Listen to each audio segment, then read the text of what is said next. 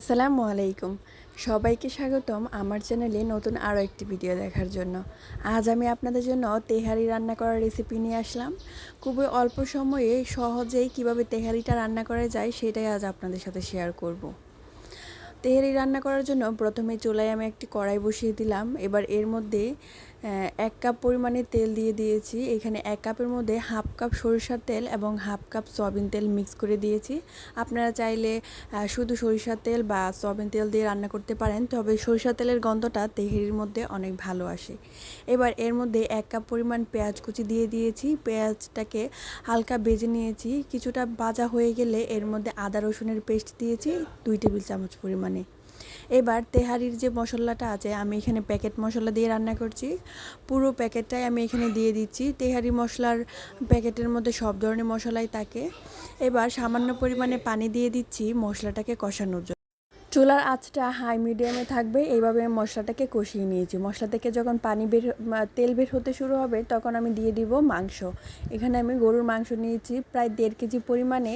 আমি চর্বিওয়ালা মাংস নিয়েছি। আপনারা চাইলে শুধুমাত্র সলিড মাংস নিতে পারেন, তবে তেহারির মধ্যে চর্বিওয়ালা মাংসটা ব্যবহার করলেই খেতে বেশি টেস্ট হয়। এবার মাংসটাকে আমি ভালোভাবে মশলার সাথে মিশিয়ে নিব। দিয়ে দিব লবণ পরিমাণ মতো, দিয়ে আবারও ভালোভাবে নেড়েচেড়ে মিশিয়ে নিব। মাংসটা কষানোর জন্য আমি কোনো রকম পানি ব্যবহার করব না, কারণ মাংস থেকেই কিন্তু পানি বের হয়। মাংসটা ফ্রেশ হলে বেশি পানি বের হয়। যদি অনেক দিন পুরাতন হয় তবে অবশ্যই পানি ব্যবহার করতে হবে। এবার দিয়ে দিব বাকি মশলাগুলো। আমি এখানে হাফ চা চামচ পরিমাণে দিয়ে দিব ধনিয়ার গুঁড়া, হাফ চা চামচ হলুদের গুঁড়া আর 1 টেবিল চামচ পরিমাণে দিয়ে দিব মরিচের গুঁড়া। যদিও প্যাকেট মশলায় সব ধরনের মশলা দেওয়া থাকে, তারপরে আমি কিছুটা পরিমাণে মশলা অ্যাড করে নিচ্ছি। আবারও ভালোভাবে নেড়েচেড়ে মশলাটাকে মাংসের সাথে ভালোভাবে মিশিয়ে নিব। এবার দিয়ে দিব কয়েকটা কাঁচামরিচ। তেহারির মধ্যে কাঁচামরিচের জালটা কিন্তু খেতে অনেক ভালো লাগে। এবার ভালোভাবে নেড়েচেড়ে একটা ঢাকনা দিয়ে ডেকে আমি 20 থেকে 25 মিনিটের মতো মাংসটা কষিয়ে নিব। এই তো এই পর্যায়ে দেখুন মাংসটা থেকে পানি বের হয়েছে এবং পানিটা অনেকাংশে শুকিয়ে গিয়েছে। আমি মাংসটা থেকে পানি আরও শুকিয়ে নিব। জাল করতে করতে এক পর্যায়ে মাংসটা এরকম হয়ে যাবে এবং মাংসটা কিন্তু ভালোভাবে সেদ্ধ হয়ে গিয়েছে। এবার আমি একটা প্লেটের মধ্যে সবগুলা মাংস তুলে নেব এবং কিছুটা তেল মশলা রেখে দিব কড়াইয়ের মধ্যে। এই তেল মশলাটার মধ্যে আমি চালগুলা ভেজে নিব। চালগুলা কিন্তু আলাদাও ভাজা যায়, তবে এই তেল মশলার মধ্যে চালগুলা ভাজলে এর টেস্টটা অন্যরকম হয়। এখানে আমি 1 কেজি পরিমাণে পোলাও চাল ভালোভাবে ধুয়ে কিছুক্ষণ ভিজিয়ে রেখেছিলাম, সেটাই দিয়ে দিব। এবার নেড়ে চেড়ে ভালোভাবে মশলার সাথে চালটাকে মিক্স করে নিব। দিয়ে দিব পানি। এখানে আমি ফুটন্ত গরম পানি দিব। আর 1 কেজি চালের জন্য আমি 2 কেজি পরিমাণ পানি নিয়েছি। যতটুকু চাল নেবেন তার ডাবল পানি নিতে হবে। 2 কেজি থেকে আমি 1 কাপ পরিমাণ কম নিয়েছি, কারণ 1 কাপ আমি লিকুইড মিল্ক ব্যবহার করব। যদি আপনারা গুঁড়া দুধ ব্যবহার করেন সেক্ষেত্রে 2 লিটার পরিমাণ পানি দিতে হবে।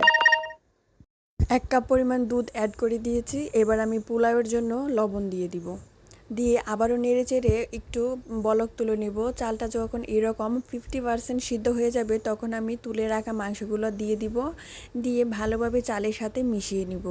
বাকি রান্নাটা কিন্তু আমার দমে হয়ে যাবে। এবার ভালোভাবে মিশিয়ে চালটাকে আমি দমে দিব। যেহেতু আমার কড়াইটা অনেক মোটা, তাই এটা তাওয়ার উপরে বসানোর কোনো প্রয়োজন নেই। আমি সরাসরি চুলাতে বসিয়ে দিব, চুলার আঁচটাকে একদম কমিয়ে দিয়ে। ভালোভাবে মেশানো হয়ে গেলে এবার আমি একটা ঢাকনা দিয়ে ঢেকে দিব। চুলার আঁচটা একদম লোতে দিয়ে দিব। লোতে দিয়ে আমি এখানে দমে রেখে দিব প্রায় 1/2 ঘন্টার মতো। ফিরে এলাম 1/2 ঘন্টা পর। আমার তেহারিটা একদম পারফেক্টলি রান্না হয়ে গিয়েছে। এবার আমি চিকন একটা চামচের সাহায্যে এটাকে একটু নেড়ে ছেড়ে দিব। নেড়ে চেড়ে দেখবো এটা হয়েছে কিনা। আপনারা দেখে নিশ্চয়ই বুঝতেই পারছেন এটা কতটা সুন্দরভাবে জর্জর হয়েছে। আশা করি আমার আজকের রেসিপিটা আপনাদের অনেক বেশি ভালো লেগেছে। যদি ভালো লেগে থাকে তাহলে লাইক, কমেন্ট, শেয়ার করে পাশে থাকবেন। আমার তেহারিটা কিন্তু সার্ভ করার জন্য একদম রেডি। আজকের ভিডিওটা এইখানেই শেষ করছি। আল্লাহ হাফেজ।